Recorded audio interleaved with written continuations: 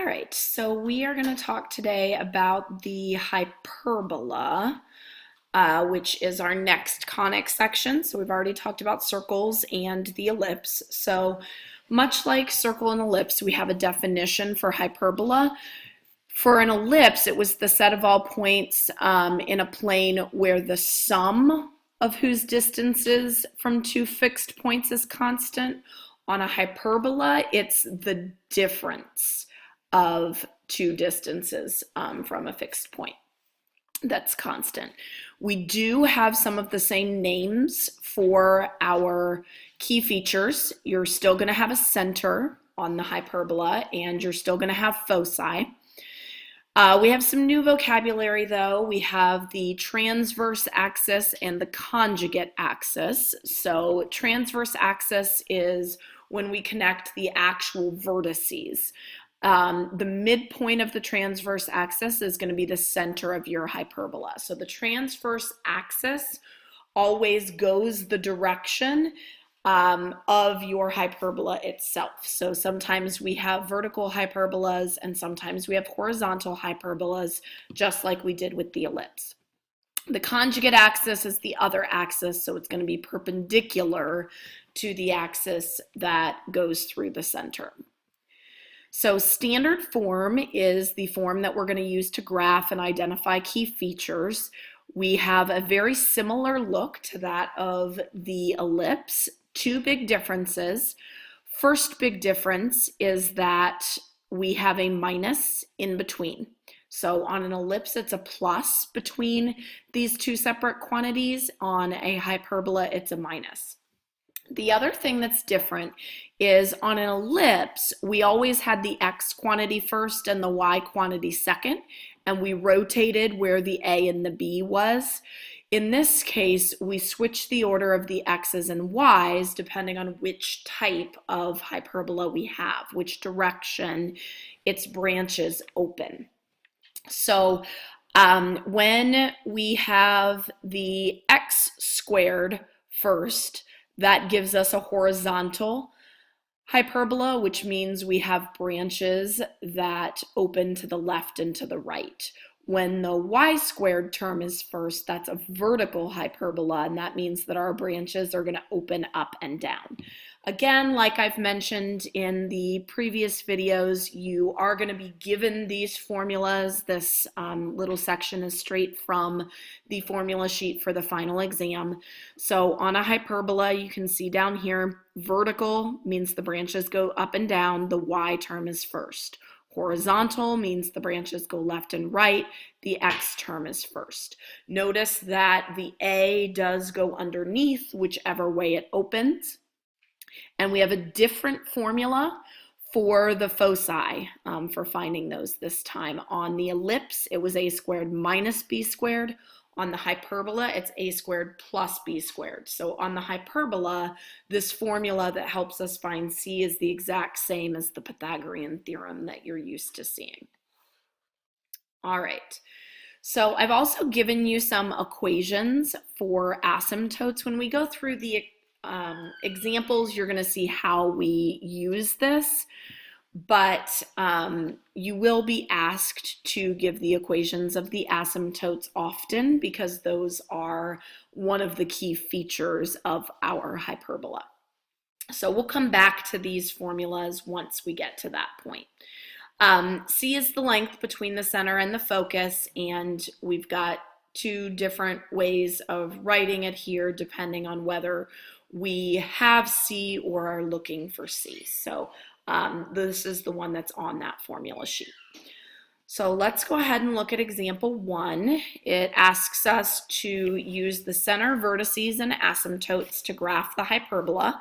We're going to locate the foci and write the equations of the asymptotes. So first thing we need to do is obviously get this into the right format because this is the general form. This is not the standard form. I don't have any fractions, which is not what I need to look at. Now, you will notice in the ellipse examples, we said if it wasn't equal to 1, that's what we divide by.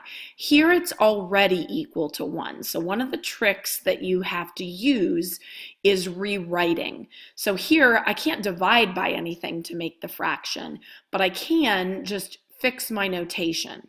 Instead of writing multiplied by 4, multiplying by 4 is the same as dividing by 1/4. So all I'm really doing is rewriting 4y squared in an equivalent format here, which is y squared divided by 1/4. Now the x squared term I really don't need to do anything special with. I can just write a 1 underneath here if I want. So this would be mostly standard form, really, to get our graph. So you can see, because I don't have any parentheses in my numerators, that means that my center is going to be at the origin. So if we're keeping track of our key features over here, I have a center at 0, 0. I also know, because the y squared is first, that this is going to be a vertical hyperbola. So my branches are going to go up and down. So if I look at these, remember A always goes underneath the direction it opens, so first in this case. So in this case, my A value would be the square root of 1/4. So A squared is 1/4. That means that A itself is 1/2. B squared is 1, which means B is also 1, since the square root of 1 is itself. So when I draw a hyperbola, I start with my center, and I'm going to use my A value in order to get my vertices. So my A value in this case is 1/2, so I'm going to go up a half unit because it's vertical, and down a half unit, and that's where I'm going to start my branches. So I've got my branches here, and hyperbolas really just look kind of like two equally spaced parabolas.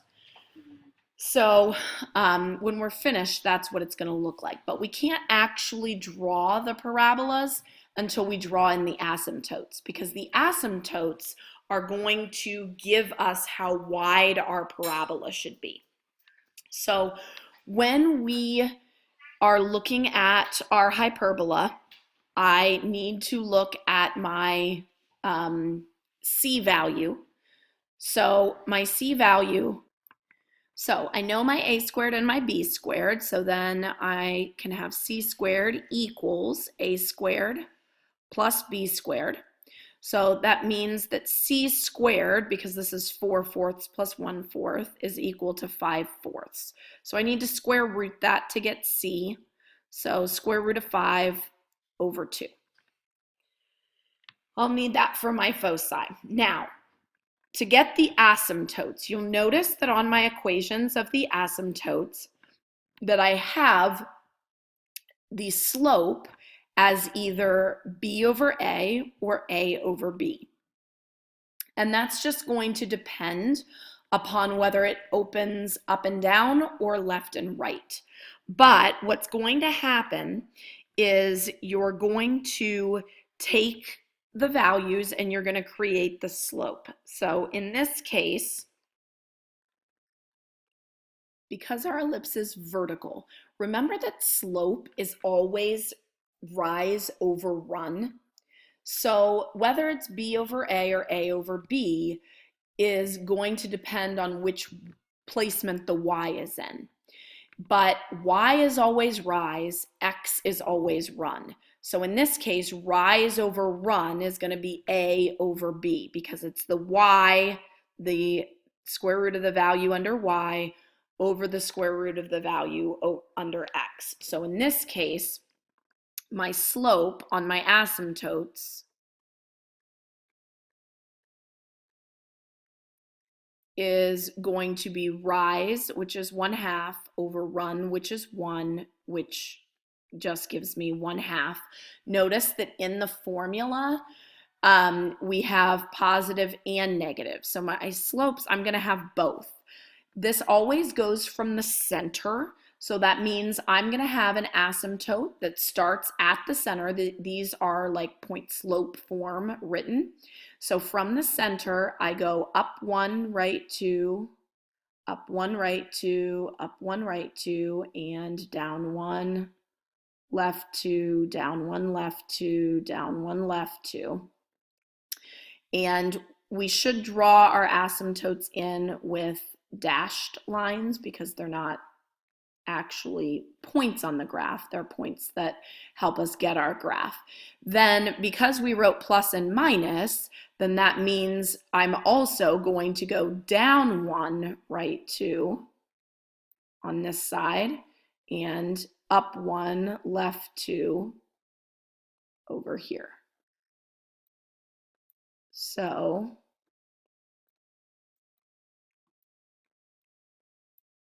there are my asymptotes. So what I end up doing when I draw the picture is I just take the vertices, which you can see in this case are very close to the center. I take those vertices and I'm going to draw almost like a parabola looking thing through and hugging toward the asymptotes. So the wider apart the asymptotes, the wider your branches. And sorry, it's hard to draw with this thing. But they should be like parabola. They should still be curved. Some of, this looks like it has a little bump. This almost looks like a line because it's hard for me to draw with this tool. But they should be curvy. It just depends on the width based on those asymptotes. So now I need to make sure that I list everything it asks for. It says locate the foci and write the equations of the asymptotes. So equations of the asymptotes in this case is pretty easy since the h and k are both 0. So we've got a over b times x and negative a over b times x. So we've got y equals plus or minus 1/2 x. Are the equations of those lines, which are my asymptotes. The foci, I'm going to need the C value for. So foci, just like on an ellipse, are always going to be on the major, which in this case is called the transverse axis. So they're always on the inside of the branches. So I would go up and down from the center for the foci. So in this case, we would say 0, and then I'm going up and down square root of 5 over 2. So these are the only key features it specifically asked me to locate. I obviously wrote the asymptotes. I didn't write the vertices since it didn't ask me to write them, but just pay attention to the directions. Make sure that you are giving everything that they ask for. All right, let's look at another graph here. So on this one, because I have plain x and y values, that means much like in the last two sections, I'm going to need to complete the square. Now, unlike with the ellipse, where on the ellipse I always made the x go first, here we're going to make whichever variable is positive on the squared go first. So in this case, the x squared is negative, the y squared is positive. So I'm going to have the y squared term first, followed by the plain y's. Then I'll group my x's next and move my constant over here. So I'm going to have to complete the square, and I have values in front. So factor out the 4, put my blank inside. Here, what I'm factoring out really is the negative. So do pay attention to that. Even though it's factoring out the negative, that means I need to change this sign on my linear x term there. So 9 and then plus 2 blanks. So here the value that completes the square is 4, which means do my swoopy multiply, and that gives me a 16 over here. Then on this one, negative 6 divided by 2 is negative 3. Negative 3 squared is 9. Don't forget to multiply times that negative. So that gives me negative 9 here. So I get 4 times y plus 2 squared minus x minus 3 squared equals 16. Unlike in example A, where it was already equal to 1, this one is not, which means I'm going to divide by whatever my constant is, in this case 16.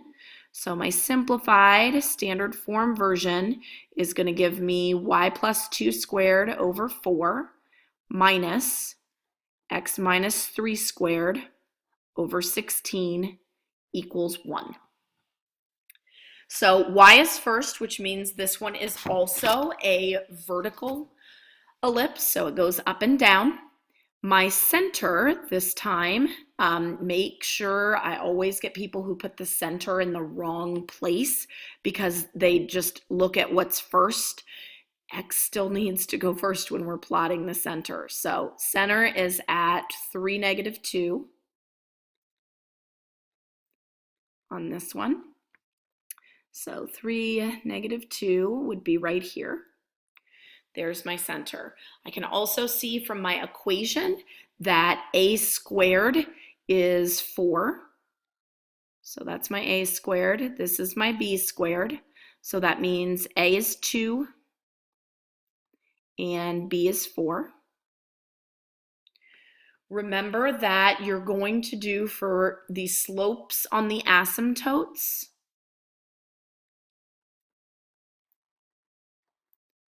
It's always going to be rise over run. So the one that's with the y is the 2, that's the a, over 4. So it's going to be plus and minus 2 over 4, which obviously can reduce to 1/2.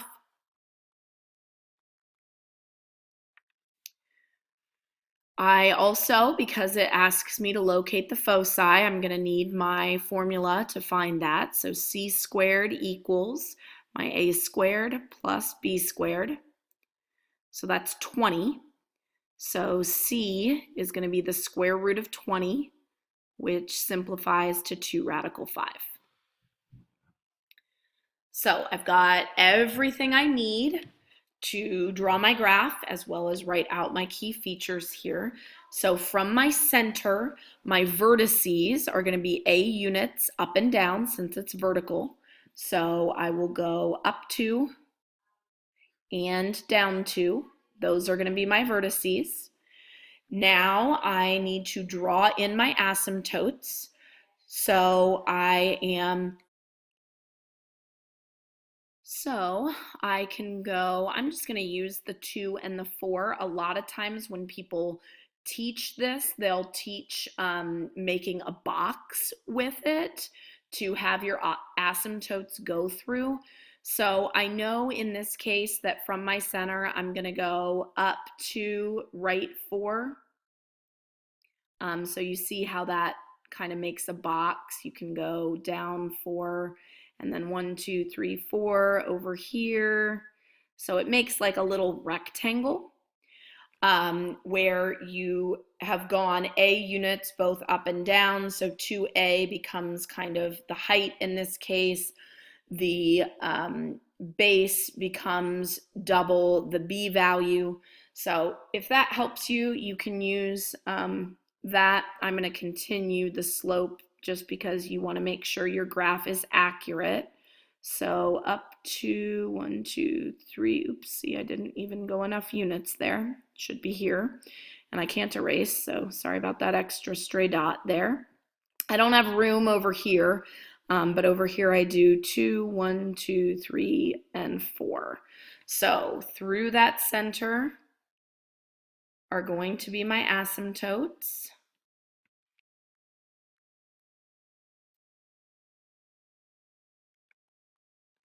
And I've already got my vertices. So that means that I can then draw my branches. And this, it's not going to go like right out to everything. It just means it's going to be pretty wide. So there's a parabola looking branch, pretty wide, using those asymptotes. So there's my picture. My equations of my asymptotes, I am going to need to do some serious simplification on this one because my center isn't at 0, 0. So here I'm using the x minus h plus k format. So I'm going to have y equals, and then I'm going to do it once with positive 1/2, x minus h, so x minus 3 plus my k. My k is -2 here, so that turns into a minus. And then I also have -1/2 with the same thing. So in order to write the equations of my asymptotes, I'm going to have to distribute and combine like terms. So I end up with y equals 1/2 x. This would give me -3/2, which is -1/2, -2. So that gives me -3/2 or -7/2. On this one, you can't just make it a plus or minus because when we distribute, it doesn't work that way. My slope is the minus, but I get +3/2 minus 2. So that's 1/2 minus 2, which is -1/2. So these are my asymptotes. And then my foci, again, I have to go up from my center, C units. So my x coordinate at the center is 3. That's going to stay the same in this case because I'm going up and down. And my C value was 2 radical 5. So I'm going to take the center's y coordinate and then plus or minus 2 radical 5. Again, if these were like terms, we would simplify them and list them separately. But because I'm not going to be able to simplify with the radical anyway, I can just leave it like that.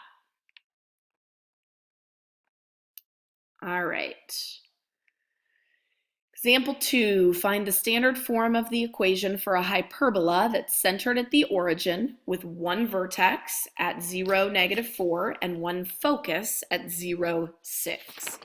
So again, this is like kind of a decoding game. Centered at the origin, that's helpful. If I have a vertex, that means this one went up, and how much it went up tells me my A value. So this, and actually in this case it went down 4 instead of up, but down 4 units from the origin, so that means that A is 4, which means that A squared is 16. This also tells us, because vertices go on the transverse axis, that this is a vertical ellipse, so that means the y term goes first. So I know now that this is vertical, and I think I said ellipse. I meant hyperbola, of course. Focus here, this went up 6, which means that my C value is 6, which means C squared is 36. And so that allows me to solve to find my B squared value. So I know that C squared equals A squared plus B squared. So subtract 16, that means 20 is B squared. I don't need B because all this asks me for is the standard form of the equation. So I know it's centered at the origin. I know it's vertical, so that means I have y squared minus x squared. I know it's going to be equal to 1. My A goes underneath the first one, so 16 for my A squared. My B squared goes underneath the second, the conjugate axis instead of the transverse axis, and then I'm all done. So a lot easier than what we had in example 1.